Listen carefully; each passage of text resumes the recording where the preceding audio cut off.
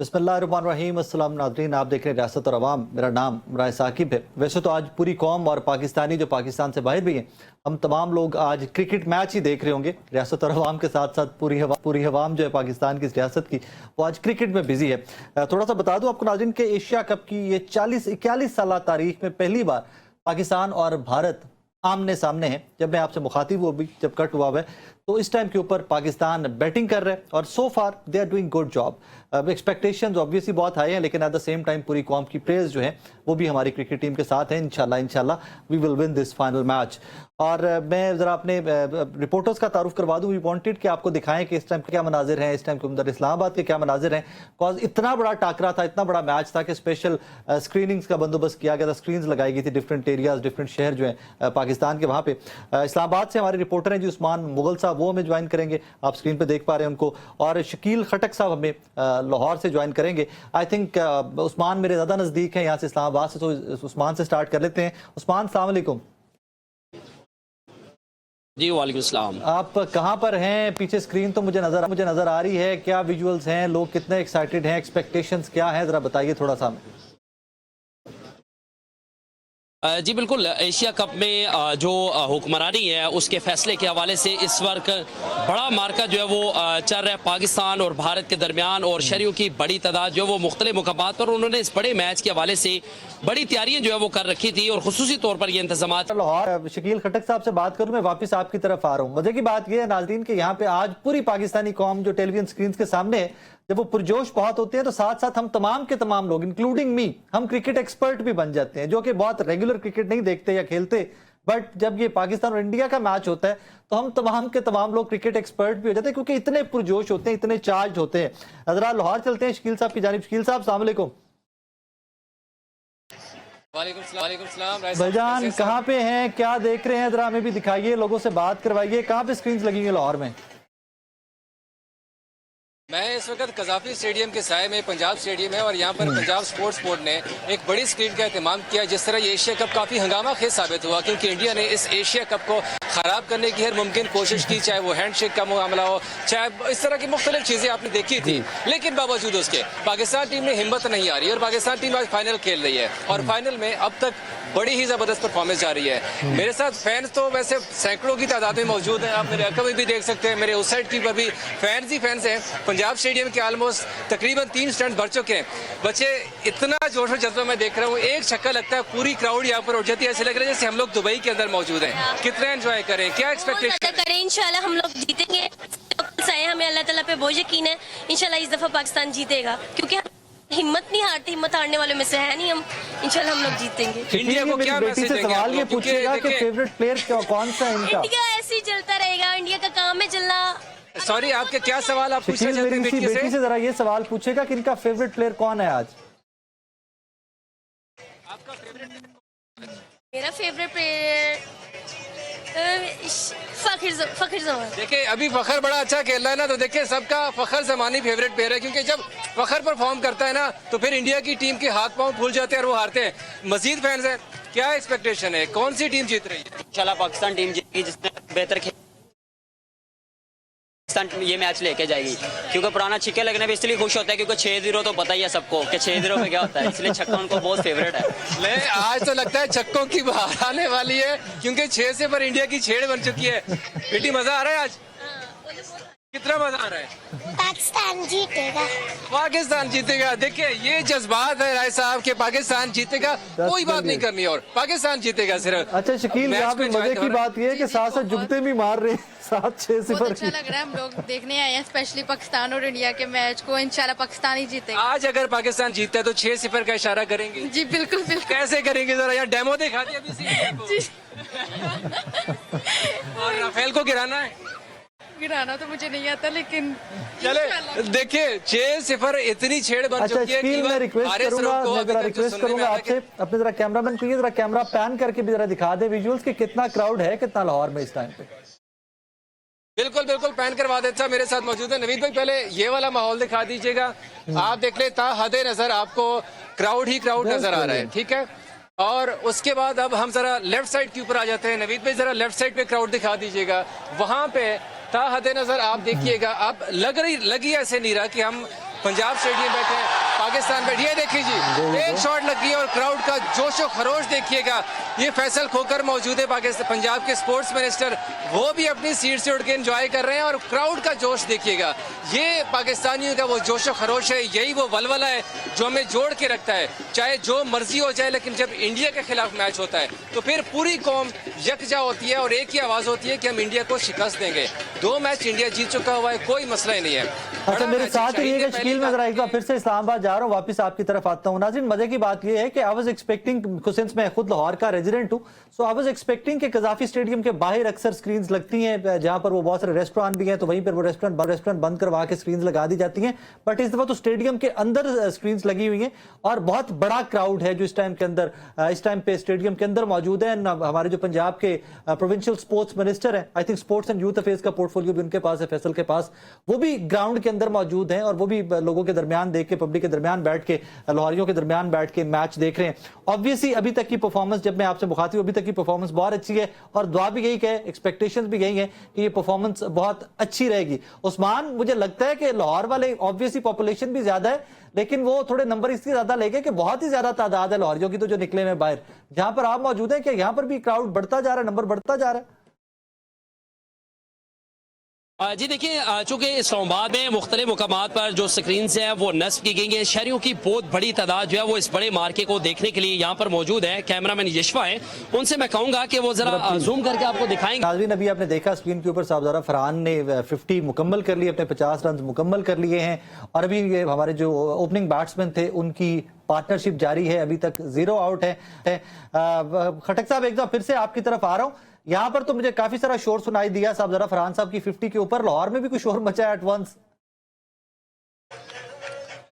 देखिए, यहाँ पर जैसी चौका लगता है, छक्का लगता है, क्राउड तो शोर करता ही है, लेकिन यहाँ पर ये देख लें, मिली नगमों से जो लहू है वो गरमाया जा रहा है। साथ साथ ढोल भी यहाँ पर आया हुआ है, ढोल की ताकत भी शायकीन क्रिकेट से वो भंगड़े डाल रहे हैं। एक ऐसा समा है, आप यकीन कीजिए, लाहौरी, आपको पता है, अभी लाहौर से हैं, जिंदा जलाने लाहौर हैं, और उनको तो एक बहाना चाहिए होता है इस तरह की इवेंट के लिए। और आज तो पंजाब स्टेडियम के अंदर इतनी बड़ी स्क्रीन और फैमिली के लिए बड़ा जबरदस्त माहौल है यहाँ पर। अच्छा, खाने का भी कोई बंदोबस्त है शकील साहब? की खाने पीने का बंदोबस्त भी करवाया आपने कि नहीं वहां पे?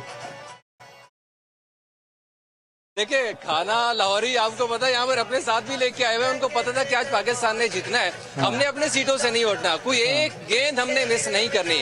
तो इसी वजह से यहाँ पर मुख्तलिफ किस्म की चीजें चल रही है खाने की। मैं अब क्या क्या बताऊँ, लाहौरी फास्ट फूड के शौकीन है और यहाँ पर बाहर बिल्कुल स्टेडियम के फास्ट फूड के स्टॉल भी लगे हुए हैं, तो वहाँ से जाते हैं, खाना उठा के लेते हैं, भाग कर आते हैं कि भाई हमारी कोई बॉल मिस ना हो जाए। तो यहाँ पर फुल तरीके से महसूस हो रहे हैं। यहाँ पर बिल्कुल डीजी स्पोर्ट्स साहब बैठे हुए हैं, फैसल साहब बैठे हुए हैं, अगर आपके पास वक्त हो तो मैं जरूर उनसे भी बात करने की कोशिश कर लूंगा। मैं शकील साहब, मैं कोशिश करूंगा कि मैं वापस आऊं, मुझे थोड़ी सी एक छोटे से ब्रेक की जानिब जाना है। नाज़रीन, उस्मान मुगल साहब इस्लामाबाद से और शकील खटक साहब हमारे साथ लाहौर से मौजूद थे। आई प्रे कि ये जो खुशियां आपको इस टाइम पे लाहौरियों के, इस्लामाबाद के हाइशी पाकिस्तानियों के फेसेस पे और ओवरसीज पाकिस्तानी स्पेशली, और मेरे वो तमाम बहन भाई जो इस टाइम पे दुबई स्टेडियम के अंदर मौजूद हैं, उनके फेसेस पे जो नजर आ रही है ना, अल्लाह करे कि दायमी हो, हमेशा ये चेहरे यूं ही हंसते रहें, इसी तरह खुशियां देखते रहें, उनको खुशियों को महसूस करते रहें और इसी तरह अपनी जिंदगियां गुजारें। एक छोटा सा मुझे ब्रेक लेना है, ब्रेक के बाद जब वापस आते हैं तो थोड़ा करंट अफेयर के ऊपर भी बात करते हैं, कुछ डेवलपमेंट्स बहुत बड़ी हैं। शहबाज साहब का UNGA वाला खिताब, ट्रंप से मुलाकात, हमारा पाक सऊदी डिफेंस पैक्ट, जरा उसके ऊपर भी थोड़ी सी बात करते हैं, खुशियों को मजीद दोबारा करने की कोशिश करते हैं। एक छोटा सा ब्रेक के बाद वापस आ रहे हैं, हमारे साथ रहिएगा।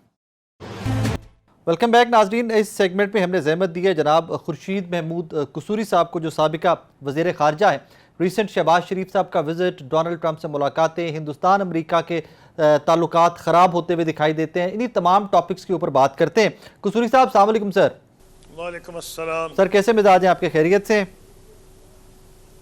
अल्लाह की बड़ी मेहरबानी, थैंक यू।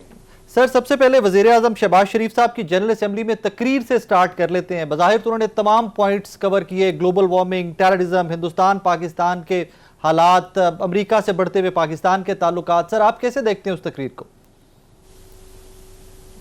देखिए, बात यह है कि वज़ीर आज़म ने जो भी हमारे बुनियादी मफादात हैं उनका बहुत गहराई से तस्करा किया है, लेकिन इस सारी तकरीर को समझने के लिए, बल्कि यूनाइटेड नेशंस के इस इजलास को समझने के लिए कुछ इसकी बैकग्राउंड में जाना पड़ेगा। हर तकरीर जो होती है उसका एक पस मंज़र होता है, हर एक्टिविटी का पस मंज़र होता है।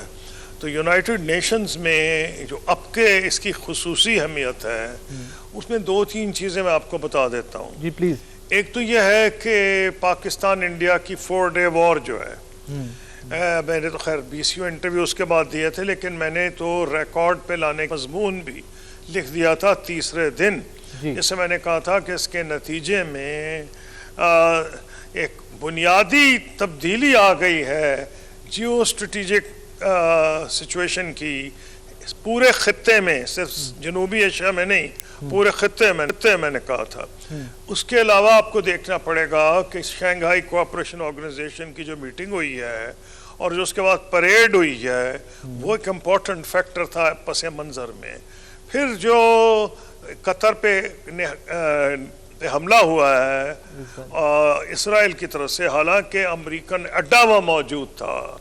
अब बड़ी कहानियां हैं कि ट्रंप साहब को पता था या नहीं था, मैं इस बहस में नहीं पढ़ूंगा, उसका नेट रिजल्ट 0 है, चाहे उनका पता था या नहीं, उसका जो कॉन्फिडेंस था वो बुरी तरह से शेक हुआ है। फिर जो चाहे हिंदुस्तान हर मौके पे नज़र आया जबकि वो ह्यूमन राइट्स वायलेशंस कर रहा था इसराइल, और वो जेनोसाइड कर रहा था, चाहे वो गजा था चाहे ईरान पे हमला था, वो इसराइल का इत्तेहादी नजर आया। ये है वो पस मंज़र जिसमें आपके जनरल असेंबली की मीटिंग हो रही है, जिसमें वज़ीर आज़म की तकरीर हुई है, जिसके बाद या उससे पहले नेतन्याहू जो प्राइम मिनिस्टर हैं इसराइल की, उनकी हुई है।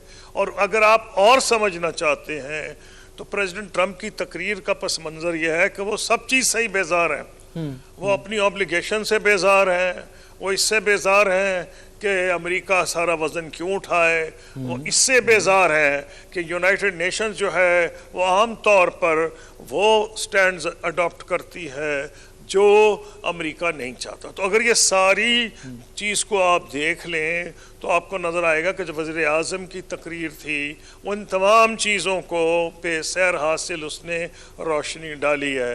लेकिन जो बुनियादी चीज़ है पाकिस्तान का उभरता हुआ रोल, उसमें ये सारे ही फैक्टर हैं जिनको मैंने 6-7 आपको पहले गिनवाए हैं। आपने हालांकि यूएन रिफॉर्म की बात नहीं की, लेकिन मैं उस पर बात करूंगा बाद में। तो मैं ये कह रहा था कि ये जो हिंदुस्तान ने गलती की है, तारीख शायद खाकम बदहन में वो ये कहेगी कि ये जो है मोदी साहब पाकिस्तान के बड़े बेनिफैक्टर साबित हुए हैं। इन्होंने जो बेवकूफ़ी की है उसका हैरत अंगेज नतीजा निकला है। लेकिन ये हैरत अंगेज नतीजा ऐसा है, जैसे मैंने कहा 3 दिन बाद मैंने जो इन राइटिंग एक मजमून लिखा था जिसमें मैंने फर्स्ट वर्ल्ड वॉर से बातचीत शुरू की थी, और मैंने कहा था कि जो लोग जंगें शुरू करते हैं अमूमन उनको समझ नहीं आती इसका नतीजा क्या होगा, और अमूमन उनके गले पड़ जाती है। सर यही इसी बात को थोड़ा सा आगे कंटिन्यू करते हैं। कसूरी साहब, हिंदुस्तानी मीडिया तो दोबारा से फिर से वॉर मॉन्गरिंग कर रहे हैं। अगर आप थोड़ा सा उसको क्लोजली ऑब्जर्व करें तो वो तो फिर से एक दफा इस तरह की हवा बनाने में मसरूफ है हिंदुस्तान का मीडिया। जी मैं तो मॉनिटर कर रहा हूँ ना जी, हवा तो बाद में बनाएगा, पहले तो हवा निकली हुई अपनी है, वो तो उनका एक तरीका है जो उसको अगर करेंगे तो फिर इतना बड़ा ब्लंडर करेंगे, वो मैं आपको बाद में बताऊंगा क्यों। क्योंकि हिंदुस्तान की फौज तो उनको एडवाइज नहीं करेगी। इंडियन आर्मी प्रोफेशनल आर्मी है, जैसे पाकिस्तान आर्मी की प्रोफेशनल आर्मी है। वो ये नहीं है कि कोई पागलों की किस्म की एडवाइस दे देगी। उसने देख लिया है कि पाकिस्तान की क्या ताकत है, उसकी जो डिफेंस में एरिया में एयरफोर्स में तो खैर बरतरी है, लेकिन बाकी भी चाहे वो मेन बैटल टैंक्स हों या हमारी ज़मीनी फ़ौज हो, उनको पता है कि किस तरीके से जौहरी तब्दीली पाकिस्तान आर्मी में भी आई है। तो वो जो मर्ज़ी कहते रहे, वो तो उन्होंने इलेक्शन जीतने के लिए जो चीज़ कह दी। तो हमारे मुल्क की भी बदनसीबी है कि सारी पार्टी बिला इस्तिस्ना जो मेहनत करती हैं इलेक्शन से पहले 1 साल में तबाह कर देती हैं। इसीलिए भागे भागे हमको IMF में जाना पड़ता है, हर बेवकूफ़ाना फैसला करती हैं ताकि लोगों को वाह वाह करें, खुश हो जाएं, और अब बेड़ा गर्क हमारी इकोनॉमी का भी हो जाता है। हिंदुस्तान जो है वो अपनी पूरी जो अपने मुल्क की तबाही कर रहा है, ये जो हिंदुत्व के लोग प्रचार कर रहे हैं, इनको अंदाज़ा नहीं कि हिंदुस्तान को इन्होंने कितना नुकसान पहुंचाया है। इनको ये भी नहीं अंदाज़ा कि ये जो इंडिया को निस्बतन आइसोलेशन है, उसको तो कई रीजंस हैं, लेकिन उसमें एक रीजन ये है कि जो लोग चुप थे अमेरिका की पुष्टबनाई की बुनियाद पर वेस्ट में उनकी जबानें खुल गई हैं। जो ह्यूमन राइट्स वायलेशन को इंडिया की इग्नोर कर रहे थे, जो कश्मीरियों पे जुल्म को इग्नोर कर रहे थे, उनकी जबान बंद हो गई थी। अंधों की तरह वो देखे जा रहे थे किस तरह, हालांकि उनकी जो इंडिपेंडेंट ऑर्गेनाइजेशंस है वो सब रिपोर्ट कर रही थी, यूरोप की भी, अमेरिका की भी, कि अमेरिका कितने जुल्म कर रहा है माइनॉरिटीज, मुसलमानों को छोड़े क्रिश्चियंस पे भी वो जुल्म कर रहा था, सिखों पे भी कर रहा था। बिल्कुल, लेकिन वो जबान बंद थी, वो जबान खुल गई है। खोलने के लिए मौका चाहिए था, वो 4 डे वॉर है। तो इसलिए मैं आपको कहने की कोशिश कर रहा था कि जो 4 डे वॉर है ना, ये समझे हर चीज की जड़ है। इसका क्या नतीजा निकला मैं आपको गिनवा देता हूँ। सबसे पहले तो ये कि बड़ी एफर्ट हुई 20 साल मुख्तलिफ अमेरिकन एडमिनिस्ट्रेशंस की तरफ से कि हिंदुस्तान को बिल्डअप किया जाए चीन के खिलाफ। अब चीन की इकॉनमी छलांगे मारती हिमालय पे पहुंच गई। आज उन्होंने इतनी ऊंची ब्रिज बनाई है जितना आईफल टावर है, यानी कि 2 दरिया के हिस्सों को पार्ट किया है, एक ब्रिज जो आईफल टावर से ऊंची है। लेकिन वो लगे हुए थे कि हिंदुस्तान मुकाबले में है चीन के वगैरह ये वगैरह।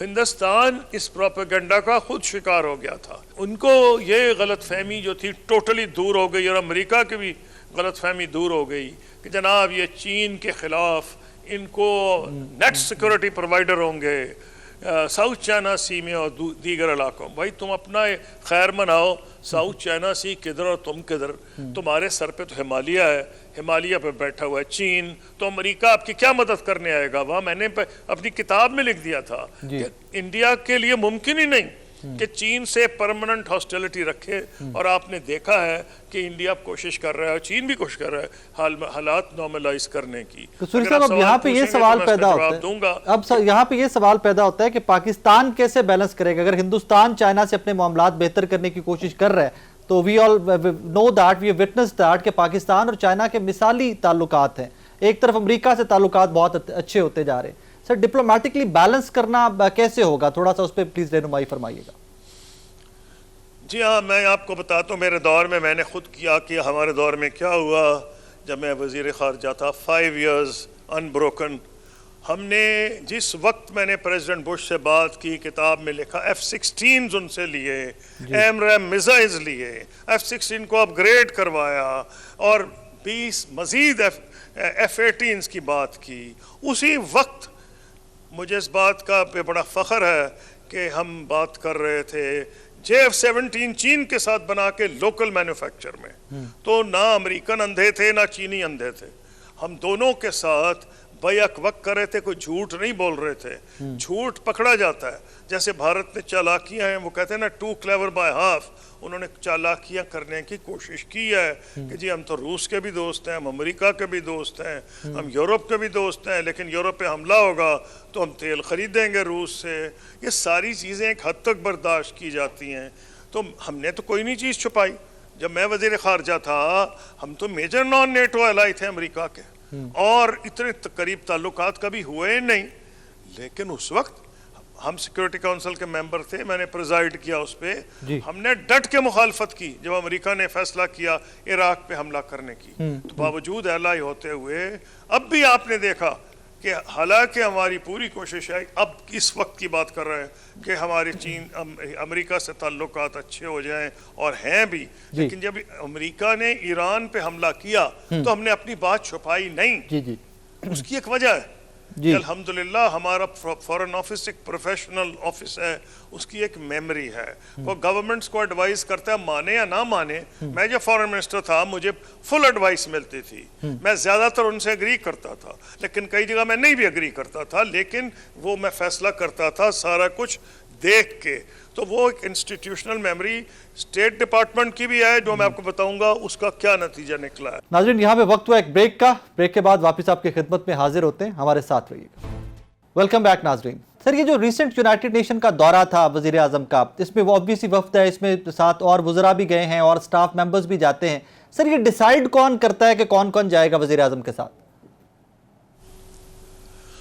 फॉरेन ऑफिस को एक रिकमेंडेशन भेजता है जी, लेकिन टोटल फैसला तो प्राइम मिनिस्टर का जी। है। जैसे मैंने कहा फॉरेन ऑफिस हमें एडवाइस भेजता था, बड़ी अच्छी, well written. I will tell you today, मैं नहीं एग्री करता था और इंडिया, मेरी अपनी व्यूज थे, क्योंकि अभी भी मेरे व्यूज हैं, लेकिन मैं बाद में किताब में जिक्र करूंगा। मैं समझता था पाकिस्तान का फायदा है हिंदुस्तान से ताल्लुकात करने में, हमारी मईशत के लिए भी हर लिहाज से वो। लेकिन आज मौजू नहीं, जहाँ नरेंद्र मोदी साहब बैठे हैं जो कि जहर फैला रहे हैं। मैं अपने वक्त की बात कर रहा हूँ, तो मैं आपको ये कह रहा हूँ कि फैसला करती है government of the day. Foreign office सिर्फ आपको ये बता देता है कि जी ये लोग जो है फॉरेन सेक्रेटरी जाएंगे या उनकी जगह एडिशनल सेक्रेटरी जाएंगे या फलाना जाएगा फला, लेकिन जो प्राइम मिनिस्टर ने जिनको ले जाना है जी, वो तो प्राइम मिनिस्टर डिसाइड करता है, और कौन कर सकता है। और सर इस पे स्पीच राइटिंग में किस किस का इनपुट होता है? चाहे टोटल फॉरेन ऑफिस की एडवाइस वो रिफ्यूज कर सकते हैं, चाहे वो इंडिया हो, चाइना हो, अमेरिका हो। देखिए पॉलिटिकल गवर्नमेंट करती है फैसला, फॉरेन ऑफिस का काम है एडवाइस देना। और अगर आप पूछेंगे तो मैं आपको बता भी दूंगा कि जहां क्लैश होता है, मैंने एक मौके पे, हालांकि मैं प्रेसिडेंट मुशर्रफ के दौर में उनके करीब था, लेकिन मैंने उनकी बात के से एग्री नहीं किया और फॉरेन ऑफिस के साथ एग्री किया। जैसे मैंने बताया कि गो स्लो हमने एक अप्रोच की विद रेफरेंस टू ईरान, तो मैं आपको कहने की कोशिश कर रहा हूँ फैसला पॉलिटिकल गवर्नमेंट का है। Fair enough. और सर स्पीच राइटिंग में भी फॉरेन ऑफिस का इनपुट होता है सर प्राइम मिनिस्टर की स्पीच में? नहीं, इनपुट नहीं होता, तकरीर वो लिख के देते हैं जी, लेकिन वो प्राइम मिनिस्टर का हक है। मुझे भी लिख के देते थे जी, मैं कुछ हिस्सों पे आके चेंज कर देता था, लेकिन वो तो बिल्कुल लिख के देते हैं जी। लेकिन ये तो बिल्कुल प्रेरोगेटिव प्राइम मिनिस्टर का है, तकरीर उनकी है। जब फॉरेन मिनिस्टर की तकरीर हो तो मैंने पढ़ना है ना, ये तो नहीं है कि फॉरेन ऑफिस की तो पूरी कोशिश करेगा जो इम्पोर्टेंट इश्यूज फ्लैग करने हैं, जो डिप्लोमेटिक लैंग्वेज हम कहते हैं, वो लिख देते हैं। और 90% 80% मैं उसको फॉलो करता था, जहां मैं नहीं एग्री करता था बदल देता था इसमें, लेकिन फॉरेन ऑफिस पूरी मुआवनत करता है। सर मैंने ये सवाल इसलिए पूछा कि रिसेंट जो शहबाज शरीफ साहब का विजिट था वो एक कंट्रोवर्सी उसके साथ जुड़ गई है एक खातून की शक्ल में, शमा जुनेजो साहिबा की शक्ल में, कि वो माजी में बहुत प्रो इजराइल ट्वीट्स करती रही, उनका स्टांस बहुत प्रो इजराइल रहा, और वो इस विजिट में ख्वाजा आसिफ साहब के पीछे बैठी हुई विजुअल्स में नजर आई हैं, फोटोज और वीडियोस में नजर आई हैं। अब उसको ना फॉरेन ऑफिस ओन कर रहा है, ना उनको ख्वाजा आसिफ साहब ओन कर रहे हैं। So I was just trying to connect the dots कि वो कैसे पहुंच गई इस मनसब तक। फॉरेन ऑफिस का क्या काम है जी? Why should foreign office own और डिसओन? फॉरेन ऑफिस तो ये कहेगा हमने ये लिस्ट दी है, अगर उन्होंने कह दिया उनकी लिस्ट में नहीं है तो मान ले आपके नहीं था। बाकी प्राइम मिनिस्टर का ऑफिस जवाब दे, जिस जो मर्जी मिनिस्टर है वो जवाब दे कि किसके कहने पे इंक्लूड हुआ है। ये फॉरेन ऑफिस का इसमें कोई रोल नहीं है। ओके, क्लियर कट, इसमें foreign office has nothing to do with it, absolutely nothing. Foreign office का दिमाग खराब है कि किसी कंट्रोवर्शियल बंदे को बीच में डाल दे। उससे पूछा जाएगा ना कल, ये जो आप अखबारों में सवाल आ रहे हैं, तो फॉरेन सेक्रेटरी जवाब देगा ना। सर क्यों देगा? वो रीजन देगा, क्योंकि हर चीज जो होती है उसकी दलील दी जाती है। बिल्कुल ठीक सर। सर बर्तानिया, कनाडा, लेकिन मैं कॉन्फिडेंस से कह रहा हूं कि फॉरेन ऑफिस किसी कंट्रोवर्शियल बंदे का नाम लिस्ट में नहीं भेजेगा। तो फिर सर गवर्नमेंट्स भी बहुत स्मार्ट होती हैं, हुकूमतें भी बहुत स्मार्ट होती हैं, वो बेचारी खुद से क्यों जोड़ना चाहेंगी किसी को अपने साथ, इस तरह के बंदे को? मैं इस पे कमेंट नहीं कर सकता। आप पूछिए प्राइम मिनिस्टर ऑफिस से या फॉरेन ऑफिस से पूछे, वो आपको जवाब देंगे। फॉरेन ऑफिस इसलिए नहीं कहेगा कि उसने रेकमेंड किया या नहीं, वो आपको बता देगा भी किसके रिकमेंडेशन, वो आप शायद बताएगा भी नहीं। अब तो शायद सर नहीं बताएंगे, शायद पहले बता रहे थे, लेकिन अब जितनी बड़ी कंट्रोवर्सी बन गई अब तो शायद वो कमेंट भी नहीं करेंगे इसके ऊपर। सर आगे बढ़ते हैं थोड़ा सा। बिल्कुल नहीं बताएंगे जी जी। सर आगे बढ़ते हैं थोड़ा सा। पैलेस्टाइन को कनाडा ने, ऑस्ट्रेलिया ने, इन तमाम लोगों ने रियासत तस्लीम करना स्टार्ट कर दिया है, कुछ और ममालिक भी हैं, मगरबी ममालिक भी हैं।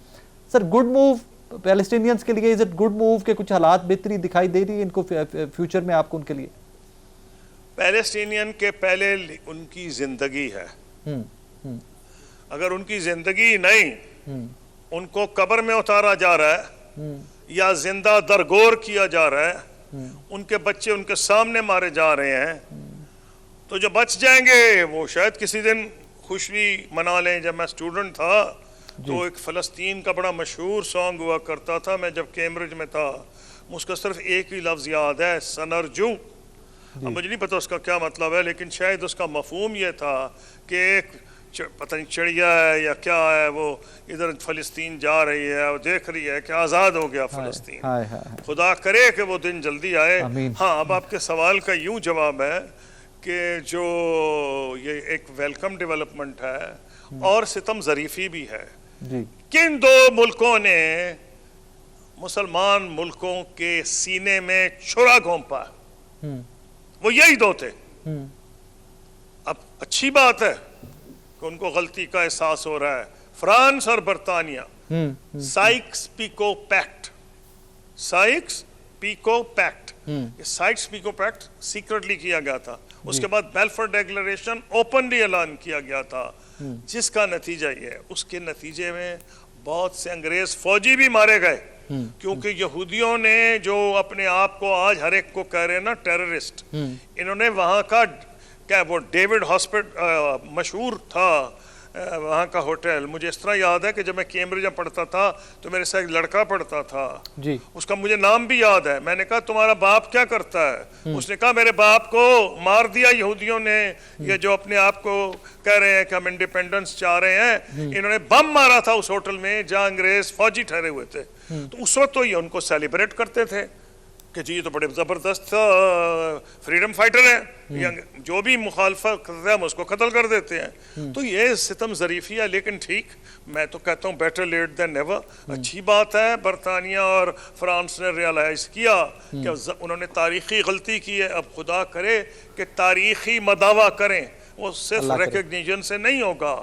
आप देख लें जितने मर्जी रिकग्नाइज करते रहे, वो तो कत्ल किया जा रहा है। कल भी उसने शायद 70-80 कत्ल कर दिए। वो तो मैं टीवी भी है ना, अब देख नहीं सकता, मैं आंखें बंद कर लेता हूँ। ऐसे ही है सर, क्या रोज वही खबर है? ऐसे ही है सर। तो क्या बंदा उसको देखे? सर तो फाइनली ये फरमाइएगा, तो ये करना चाहिए जी जी, नहीं ये करे ना कुछ। अब ये करें कि वो कहते हैं हम अपनी फ्लाइट्स नहीं तुम्हारी ऊपर से आने देंगे, हम तुम्हें हथियार नहीं बेचेंगे, तो कुछ कहे तो सही ना, तो फिर तो कोई बात बनती है। लेकिन ये एक वेलकम डेवलपमेंट है। चलें सर, फाइनली ये फरमाइएगा कि ये जो इंटरनेशनल मंजरनामा बन रहा है पाकिस्तान की अल्हम्दुलिल्लाह बढ़ती हुई इंपॉर्टेंस, दो के फील्ड मार्शल का कल भी शहबाज शरीफ साहब ने जिक्र किया, अपनी स्पीच में यूएन की स्पीच में भी जिक्र किया, जो पाकिस्तान की इंपॉर्टेंस बढ़ती जा रही है, जो हिंदुस्तान और अमेरिका के इख्तलाफात बढ़ते जा रहे हैं, पाकिस्तान सऊदिया का डिफेंस पैक्ट हो रहा है, सर आलमी मंजरनामा यकसर बदल रहा है, और इस बदलते हुए आलमी मंजरनामे में पाकिस्तान को कहाँ पे देखते हैं आप? इस सारी चीज़ को मैंने कोशिश की थी कूजे में दरिया बंद करने की, अपनी जो 2 मिनट मैंने बात की, जी, सारी चीज़ का मैंने अहाता किया था। और रिपीट कर देता हूँ कि जिस दिन से वो जंग हुई है, अमेरिका बहादुर को पता चल गया, और ट्रंप बहादुर तो माशाल्लाह वो देखते ही ताकत को है। अमेरिका बहादुर भी ताकत देखता है, चाहे कोई भी एडमिनिस्ट्रेशन हो। उस गलत फहमी में अमेरिका भी हो गया था, जो उनकी एडमिनिस्ट्रेशन कोशिश कर रही थी कि ग्रेट पावर यूं या सिक्योरिटी प्रोवाइडर, तो उन्होंने तो देख लिया। देखे इंडिया पाकिस्तान, हम कहते हैं फॉग ऑफ वॉर, दोनों एक हद तक गलत बयानी करते हैं, जो मर्जी करते, लेकिन इंडिया ने तो गलत बयानी नहीं की। उनके इलेक्ट्रॉनिक मीडिया ने तो तबाही फेर दी, हिंदुस्तान की फेर दी। इस हद तक तो इकोनॉमिस्ट जिसके उनके मेन बोर्ड में डिफेंस, उनके बड़े बड़े जो राइटर्स हैं वो इंडियन ओरिजिन के हैं, उसको राइट करना पड़ गया कि Indian media, electronic media wages war on its own audience. इसका मतलब क्या है कि झूठ भी एक हद तक होता है, प्रोपेगेंडा एक होता है, तो प्रोपेगेंडा उनके गले पड़ गया। इट्स लाइक डैम, वो क्या कहते हैं, अल्बाट्रॉस उनके गले पड़ गया कि वो उनकी पुरानी अगर आप दिखा दें, मुंह से झाग निकल रहा है, चीखे मार रहे हैं, पानी ख़त्म कर देंगे, पाकिस्तान के टुकड़े कर देंगे, हमने ये कब्जा कर लिया, वो कब्जा कर लिया है, तो शर्म उनको आनी चाहिए। हाँ, एक बंदा है उसने माफ़ी मांग ली इंडियन टेलीविज़न पे, लेकिन मुझे उससे ज़्यादा तवक्को थी। बाकी तो जितने अमेरिकन जो इंडिया टीवी के क्रेडिबल लोग थे वो निकाल दिए गए इंडियन टेलीविज़न में। सब जो मोदी साहब के अमीर दोस्त हैं जिन्होंने ख़रीद लिए हैं चैनल्स, और उन्होंने हिंदुत्व के जो प्रचारक हैं उनको कंट्रोल कर दिया है। वो कोई भी जर्नलिस्ट नहीं है, लेकिन वो जिस तरह तकरीरें करते हैं, मैंने तो नहीं पाकिस्तान के किसी, मैंने चाहे आप वो पता होता मुझे कि ये बंदा प्रो PTI है, ये प्रो PMLN है, ये प्रो पीपीपी, ये हमें सबको पता है, लेकिन उनको पागलवारी तकरीर नहीं करता पाकिस्तान टेलीविजन पे आके आ जाएंगे तबाह कर देंगे जिस किस्म का वो कर रहे थे। तो एक तो ये इंडिया में जो मुसीबत अब उनको पड़ गई है कि उनका भांडा फूट गया है। अमेरिका को पता, और सबसे ज्यादा ताकत को पहचानते हैं बनते हैं प्रेसिडेंट ट्रंप। शायद दूसरी इंतजामिया होती तो उनको नजर आ गया, वो कभी हम पाकिस्तान, तो अजीब बेवकूफ है ये जो पुरानी एडमिनिस्ट्रेशन है कि उन्होंने पाकिस्तान से कतई ताल्लुक कर दिया। और फिर तुम्हें अफगानिस्तान में मार पड़ी, गलतियां तुम्हारी थी, पाकिस्तान की तो नहीं थी। बाइडन साहब ने पाकिस्तान को, प्रेसिडेंट बाइडन ने पाकिस्तान को ब्लेम किया और ये नहीं देखा कि उनकी अपनी सीगार की रिपोर्ट्स जो है उनकी अपनी थी, वो उनको ब्लेम कर रही थी कि क्या गलतियां थी अमेरिका की जिसकी वजह से उसको अफगानिस्तान में यह हजीमत उठानी पड़ी। सारा मलबा हमारे गले डाल दिया। ठीक है, हमसे भी गलतियां हुई होंगी, लेकिन 90% तो उनसे हुई हैं। तो इसमें उनको ट्रंप साहब को समझ आ गई कि भाई हमको तो ज़रूरत किस एरिया में है, देख लें, मैं बता देता हूँ। उनको ज़रूरत है सेंट्रल एशिया में, अफगानिस्तान में, ईरान में, गल्फ में और चीन। और भाई इनमें इंडिया का क्या रोल है? पाकिस्तान सेंट्रल फिगर है। इसीलिए तारीखी तौर पे सारी अमेरिकन एडमिनिस्ट्रेशंस पाकिस्तान से अच्छे ताल्लुकात बना के रखती थी, और सऊदी अरब के साथ हमारे पुराने ताल्लुकात 60 साल से डिफेंस के ताल्लुकात हैं। उनको ये पता है हिंदुस्तान कुछ खाक उनकी डिफेंड करेगा, वो तो हमलावरों में शामिल हो जाएगा जितना वो इसराइल को उन्होंने सपोर्ट किया। अमेरिका बेचारा चाहे भी तो नहीं कर सकता, इतना वो मरहून मिन्नत है इसराइली लॉबी का। पाकिस्तान वाहिद मुल्क है जो इसका दिल भी वहाँ है, दिमाग भी वहाँ है। Sir thank you very much, Holi land का दिफा करेंगे। हमारे मक्के मदीने में शुरू से लोग बैठे हुए हैं। Sir very kind of you, thank you very much for your time, बहुत वक्त का।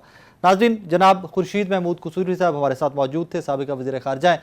हमने डिटेल में डिस्कस किए डिफरेंट टॉपिक्स उनके सामने, और यहाँ पर एक चीज़ जो जहाँ से पाकिस्तान को अल्लाह पाक ने इज़्ज़त, जो recent Pakistan India stand of था, वहाँ से उन्होंने अपना आर्गूमेंट बिल्ड करते करते रिसेंट यूनाइटेड नेशन की स्पीच तक ही वॉकड अस थ्रू बड़ा डिटेल में।